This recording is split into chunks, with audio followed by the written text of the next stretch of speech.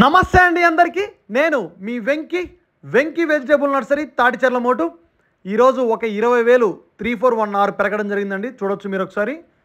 పచ్చికి పనికి వస్తుంది, పండుగ పనికి వస్తుందండి 341.